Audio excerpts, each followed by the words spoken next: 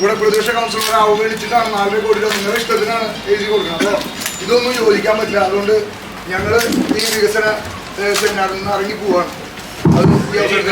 വികസന വിരോധികളാണ് ഈ സേസ് വർത്താനം പറയാ.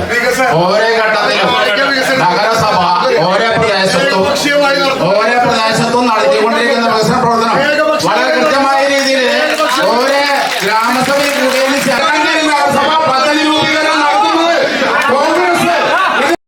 വടക്കാഞ്ചേരി നഗരസഭയുടെ വികസന സെമിനാറിനിടെ ബഹളം.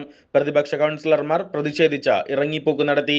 നഗരസഭയ്ക്ക് കുടിവെള്ള പദ്ധതികൾക്കും മാലിന്യ നിർമ്മാർജ്ജന പദ്ധതികൾക്കുമായി കേന്ദ്ര സഹായമായി ലഭിച്ച ടൈഡ് ഫണ്ട് 4.5 കോടി രൂപ ഇടതുപക്ഷ കൗൺസിലർമാർക്ക് മാത്രം വീതിച്ചു നൽകുകയും വികസന കാര്യങ്ങളിൽ പ്രതിപക്ഷവുമായി യാതൊരു ചർച്ചയും നടത്താതെ 10 വർഷം വടക്കാഞ്ചേരിയെ പിന്നോട്ടടിച്ച ഭരണമാണ് ഇടതുപക്ഷ ഭരണസമിതി കാഴ്ചവെക്കുന്നതെന്നും പ്രതിപക്ഷ അംഗങ്ങൾ ആരോപിച്ചു.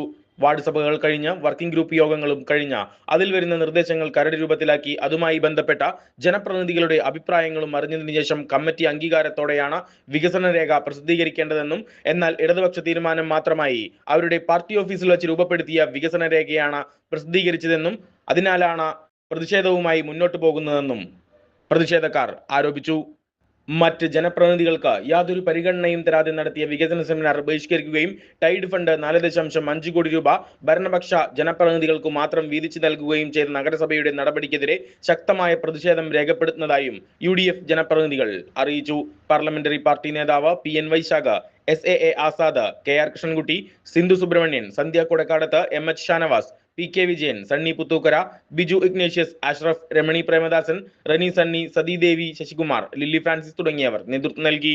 ഫയലുകളാണ് അവിടെ ഓഡിറ്റുമായി ബന്ധപ്പെട്ട് ഇവർക്ക് സമർപ്പിക്കാൻ കഴിയാത്തത്. അതിന്റെ പരിശോധന ഒരു ഭാഗത്ത് നടന്നുകൊണ്ടിരിക്കുക.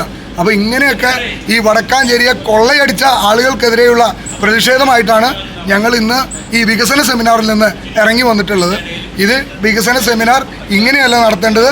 ഒരു മാതൃകാപരമായ സമീപനം വടക്കാഞ്ചേരി നഗരസഭയുടെ ഭരിക്കുന്ന ഭരണകക്ഷി കാണിക്കാത്തതിൽ കൂടി ഞങ്ങളുടെ പ്രതിഷേധം ഈ അവസരത്തിൽ രേഖപ്പെടുത്തും.